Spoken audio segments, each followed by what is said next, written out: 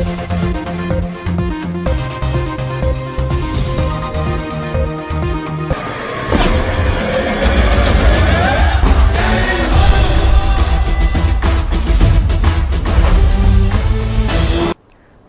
मैं अभिजीत शर्मा उज्जैन आज में आप सभी का स्वागत करता हूं।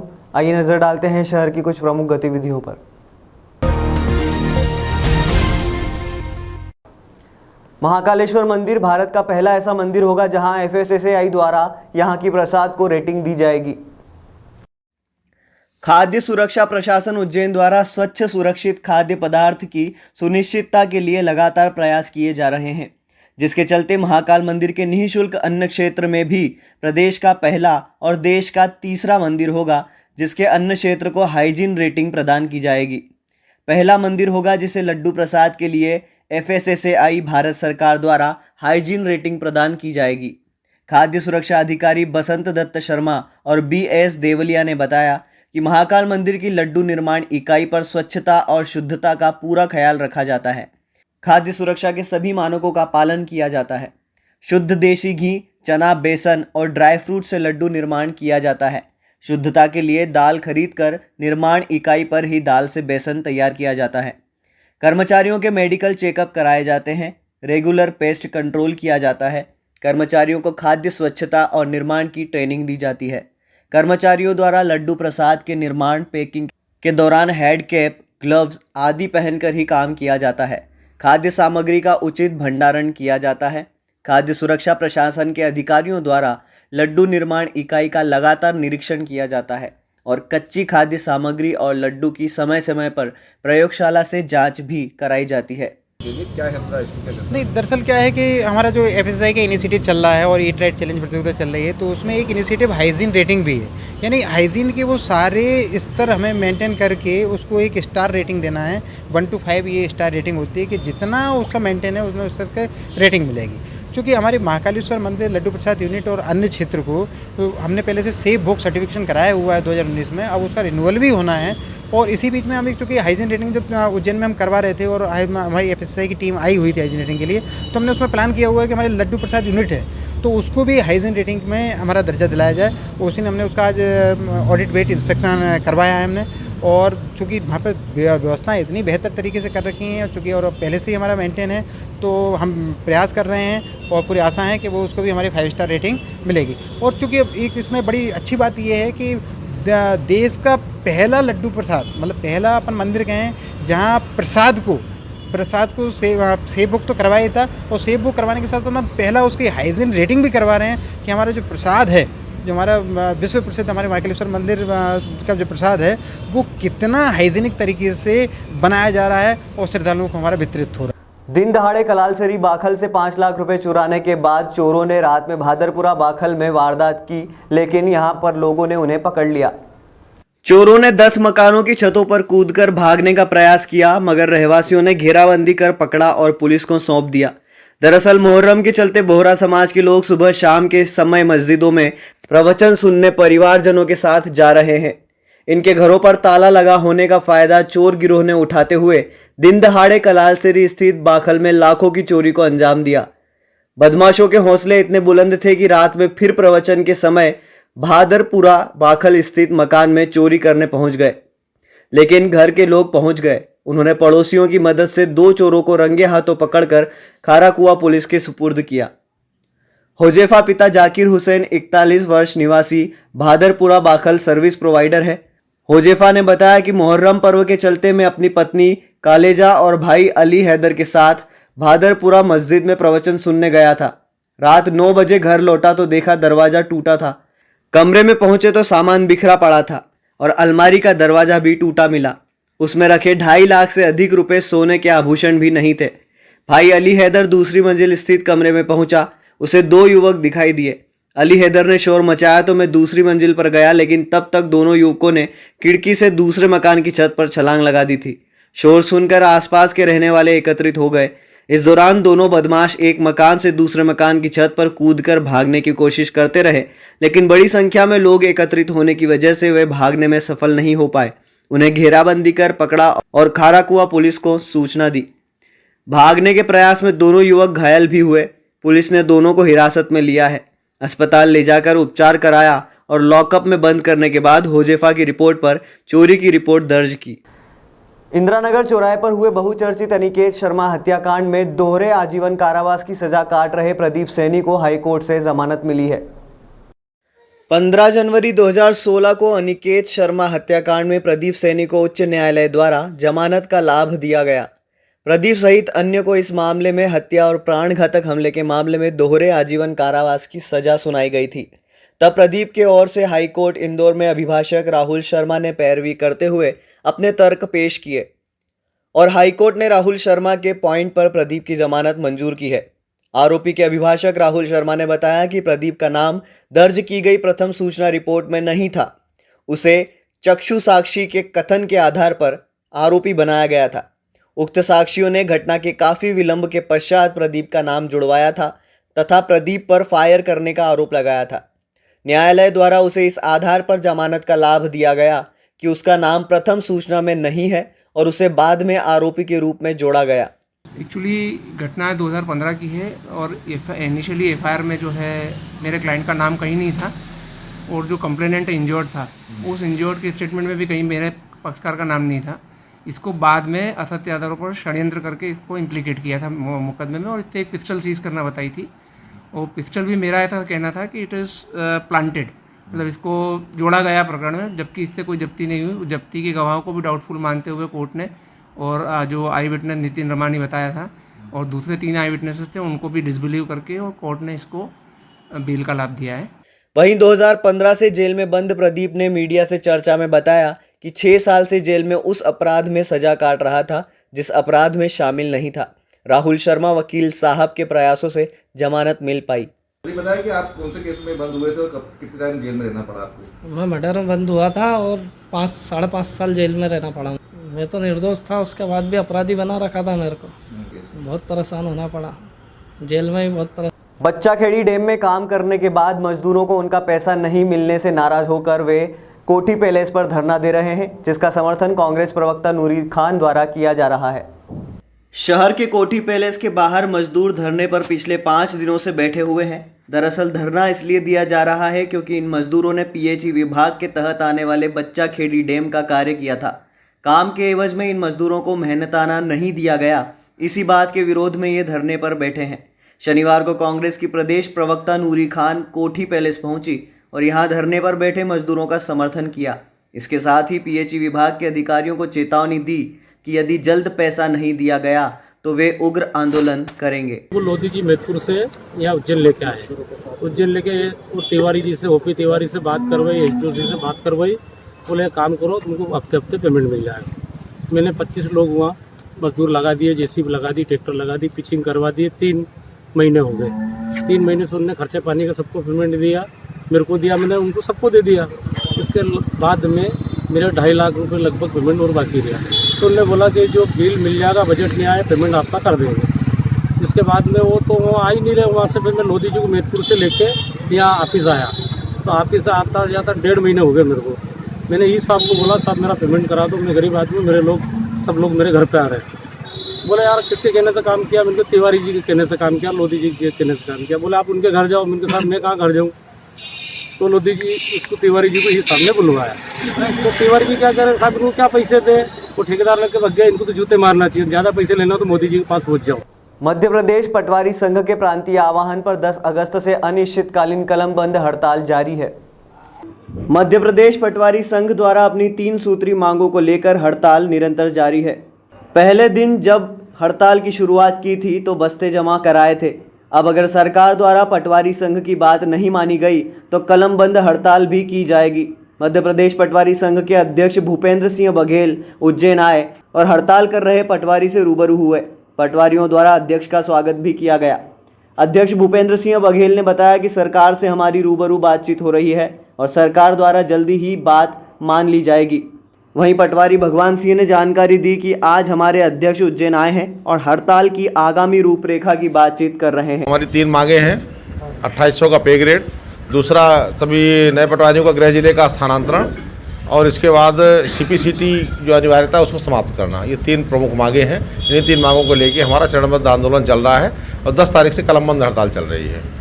जब तक हमारी मांगे पूरी नहीं मान नहीं ली जाती तब तक हमारा आंदोलन अनिश्चितकालीन जारी रहेगा। और वो आज पूरी हड़ताल के संबंध में सारी जानकारी ले रहे हैं। बातचीत हुई, सारी हड़ताल जब तक हमारी मांगे पूरी नहीं की जाएगी, जब तक के हड़ताल समाप्त नहीं की जाएगी।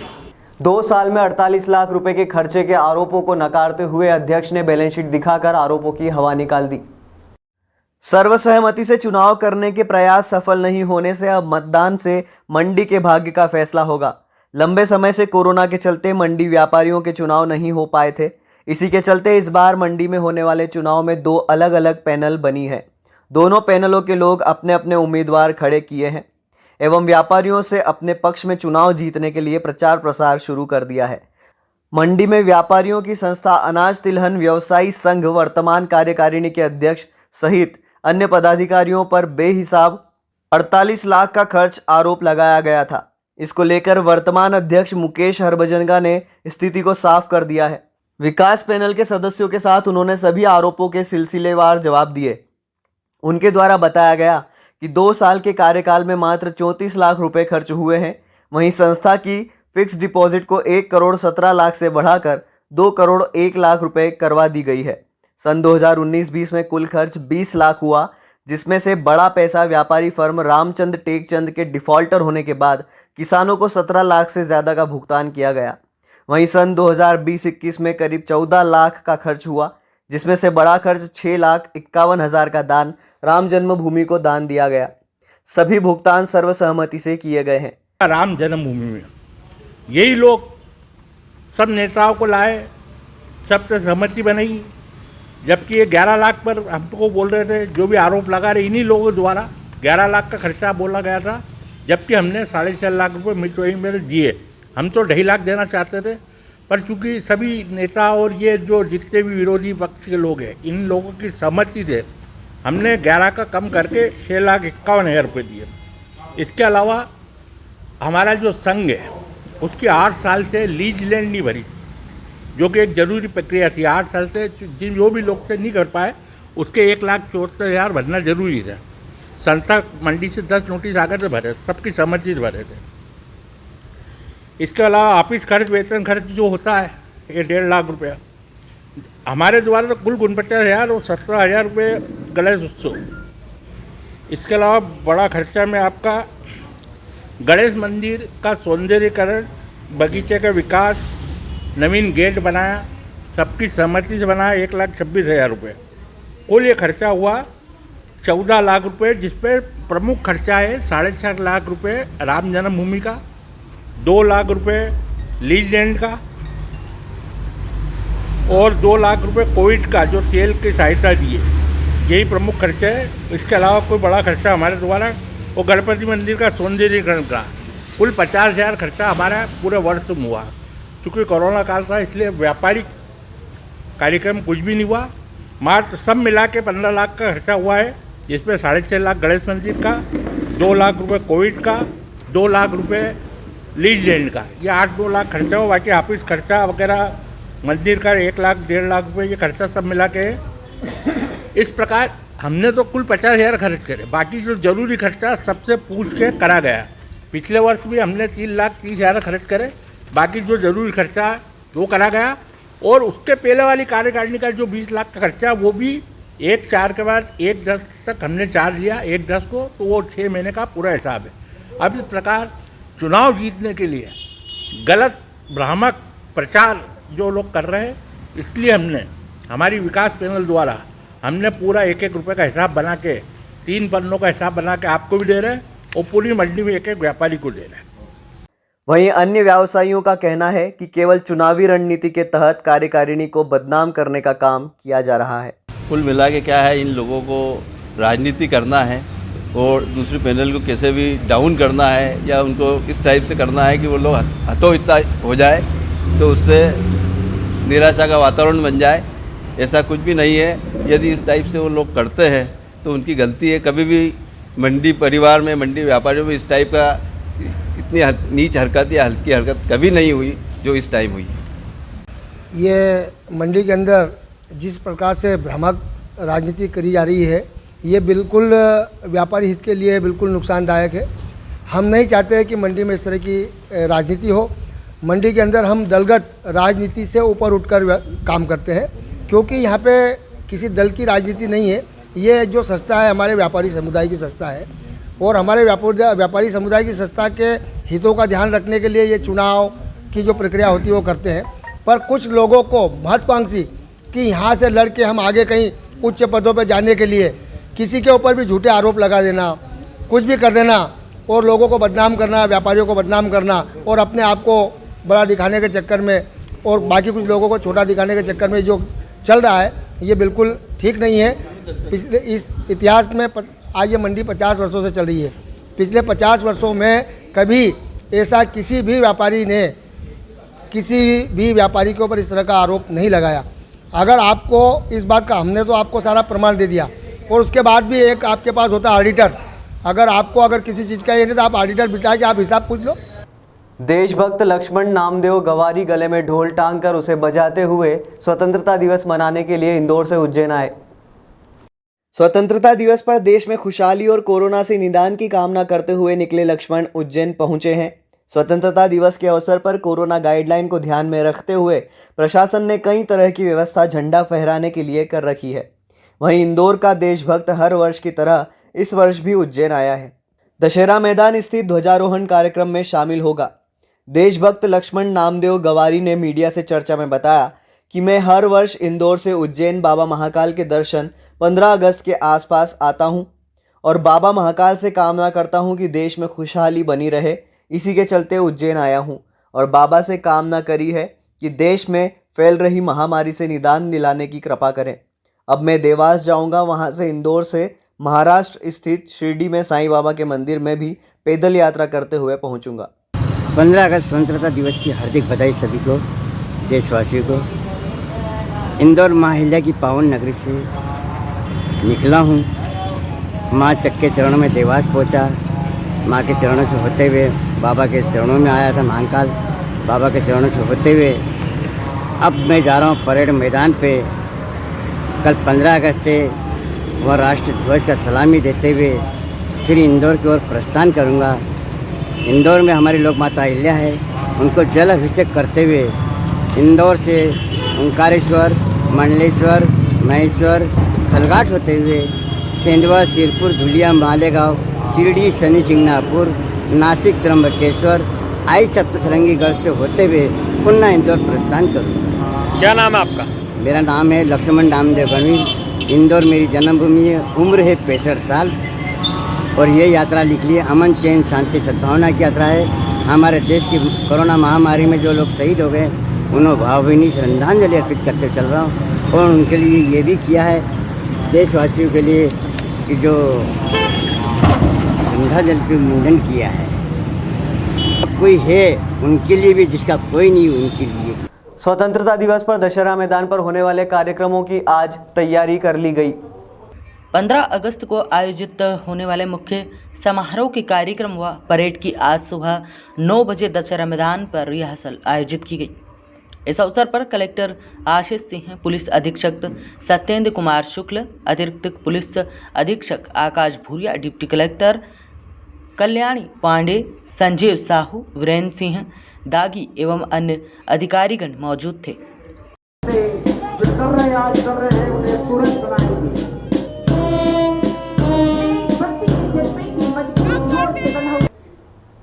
पिछले कुछ दिनों से क्षिप्रा नदी में कई हादसे हो रहे हैं, जिसको देखते हुए होमगार्ड ने वहां सुरक्षा बढ़ा दी है। शहर में देश भर से श्रद्धालु दर्शन के लिए आते हैं। मोक्षदायिनी क्षिप्रा में आस्था की डुबकी भी लगाते हैं। रामघाट पर विगत 1 माह में लगातार श्रद्धालुओं की डूबने की संख्या बढ़ती जा रही थी। होमगार्ड द्वारा आज नदी पर तैराक दल को भी नियुक्त किया गया और नदी के अंदर रस्सी बांधकर श्रद्धालुओं की सुरक्षा बढ़ाई गई। होमगार्ड के जवानों द्वारा नदी में नहाने वाले श्रद्धालुओं पर भी ध्यान रखा जाएगा। नदी के अंदर गहरे पानी में श्रद्धालुओं को पूरी तरह प्रतिबंधित किया गया है। इस सुरक्षा से श्रद्धालुओं की जान बच सकती है। उद्देश्य है कि यहाँ जो भी लोग नहाने के लिए आते हैं तो वे सुरक्षा के साथ यहाँ नहाएं और पानी यहाँ गहरा है। एकदम से पानी की गहराई नदी में बढ़ जाती है। जब बाढ़ आती है, जब पानी और ऊपर बढ़ जाता है, तब और अधिक नहाना खतरनाक हो जाता है। तो ऐसी स्थिति में हमने सुरक्षा अलग अलग तरीके से करी थी। हरियाली अमावस्या पे जो डूबने की जो घटनाएं हुई थी उससे लेकर के फिर बाद में हमने लाइफ बॉय बांधी है और एक लाइफ बॉय की एक वॉल हमने खड़ी करी है ताकि लोग इस रिंग जो लाइन है इससे आगे नहीं। मध्य प्रदेश के नागरिक आपूर्ति निगम के अध्यक्ष कुंवर प्रद्युम्न सिंह लोधी उज्जैन आए। इस दौरान वे महाकाल मंदिर पहुंचे। यहां पर उन्होंने महाकाल बाबा के दर्शन किए और पूजन अर्चन किया।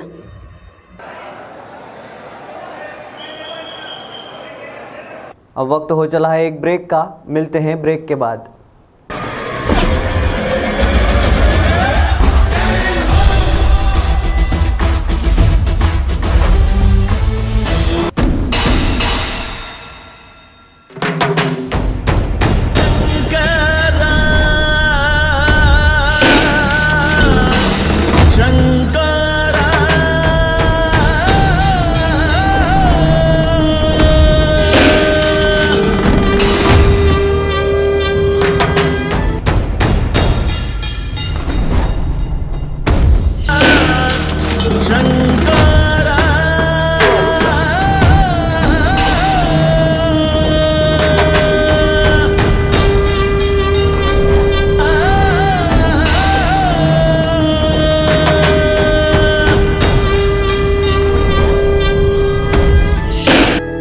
बाबा महाकाल की सावन मास में निकलने वाली सवारी का 21 वर्षों से लगातार सीधा प्रसारण देखते आ रहे हैं आप श्री महाकाल सिटी भक्ति पर।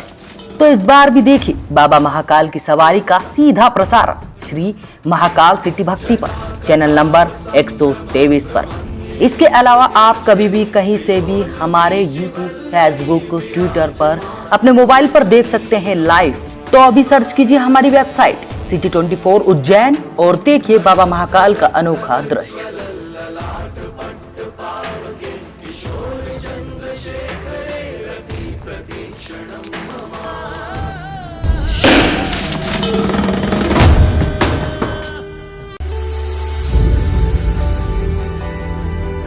ओम गुरु कृपा राखी भंडार 21 वर्षों से अपनी सेवा दे रहा है। फैंसी राखियों का खजाना, क्वालिटी में मध्य प्रदेश नंबर 1 काउंटर। शहर में सबसे ज्यादा वैरायटी है। हमारे यहाँ एक से बढ़कर एक डिजाइनर रंगों में है फैंसी राखियाँ। बन्ना डोरी, स्टोन राखियाँ, मेटल स्टोन राखियाँ, वुडन वाली राखियाँ, चूड़ा राखियाँ, भैया भाभी की एंटिक जोड़ा राखियाँ, बच्चों की टेढ़ी राखियाँ, फुंदा राखियाँ, ब्राह्मण राखियाँ, फ्रेंडशिप डे राखियाँ, चंदन राखियाँ, रामा पैटर्न राखियाँ, गुजराती कड़े महिलाओं के लिए। इसके अलावा और भी कई प्रकार की राखियाँ हमारे यहाँ उपलब्ध हैं। हमारा पता ओम गुरु कृपा राखी भंडार, प्रकाश टॉक, नई सड़क, उज्जैन। Mobile number 9098858899 9424511811। आइएगा जरूर। Harvobin health care centre doctor Manoj Kumar Agarwal द्वारा आविष्कारित आयुर्वेदिक दवाएं जैसे शुगर, गठिया, सफेद दाग जैसी बीमारियों का उपचार किया जाता है। शुगर की दवा में अंग्रेजी दवा तथा इंसुलिन पहले दिन से बंद कर दी जाती है। कई पेशेंट्स की शुगर खत्म भी हो जाती है, मगर इसकी कोई गारंटी नहीं ली जाती। शुगर को कंट्रोल में रखती है। शुगर की दवा आजीवन चलती है। शुगर की आयुर्वेदिक दवा में आलू, चावल, खटाई एवं मीठे का परहेज आवश्यक है। शुगर की दवा यूएसए, कनाडा के लैब से टेस्टेड है और देश विदेश में भी भेजी जाती है। इस आयुर्वेदिक दवा का किसी भी प्रकार का साइड इफेक्ट नहीं है और मात्र 3 से 4 दिनों में इस आयुर्वेदिक दवा से मरीज को फायदा मिलता है। इसके अलावा किडनी, लीवर, अस्थमा, माइग्रेन, मोटापा, वजन बढ़ना, चेहरे की सुंदरता, बालों का झड़ना, लकवा, सेक्स समस्या, शराब छुड़वाना और साइटिका जैसी बीमारियों का इलाज भी होता है। अगर आप भी ऐसी किसी बीमारी से परेशान हैं तो याद रखिए हमारा पता, Harvobin health care centre, NZ8 Shubham corporate, पहली मंजिल, सपना संगीता के पास, इंडसइंड बैंक के ऊपर, इंदौर।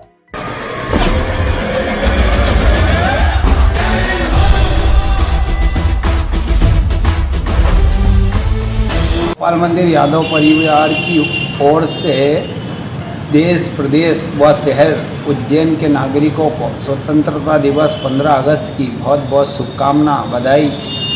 इस कोरोना समस्या व देश में जो आर्थिक परेशानी आ रही है वो आपदा आदि सभी प्रभु श्री राम छोटे गोपाल जी देश प्रदेश में दूर करें। बस यही एक इच्छा और मनोकामना।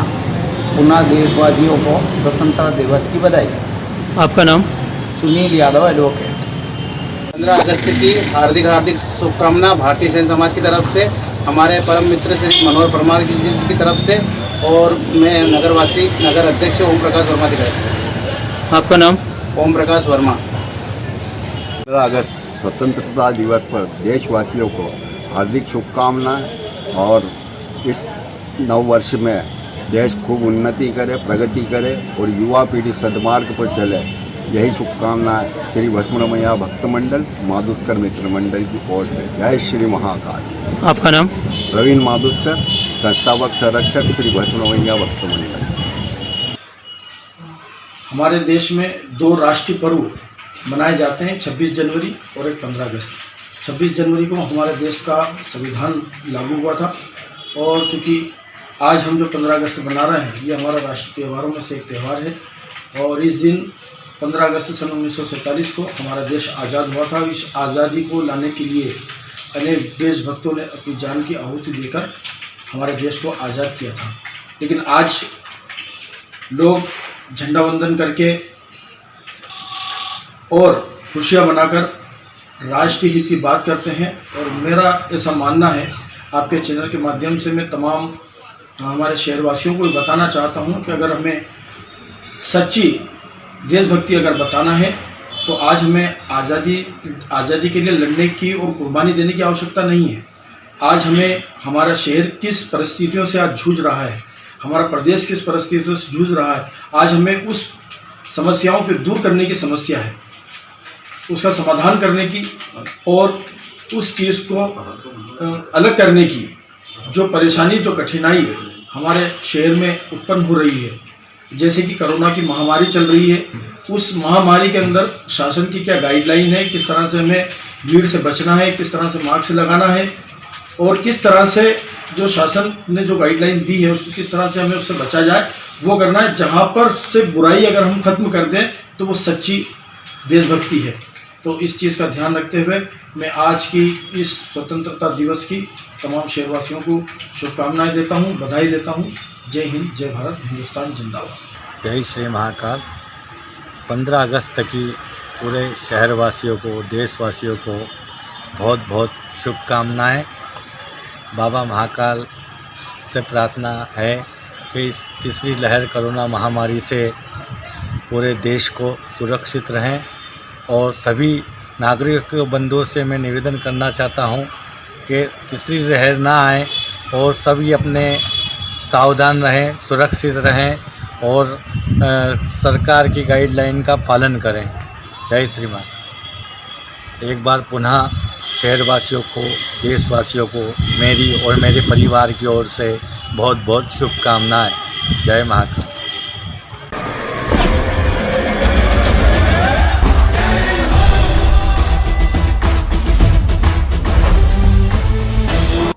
आज के अंक में फिलहाल इतना ही। अगले अंक में फिर मुलाकात होगी, तब तक के लिए नमस्कार।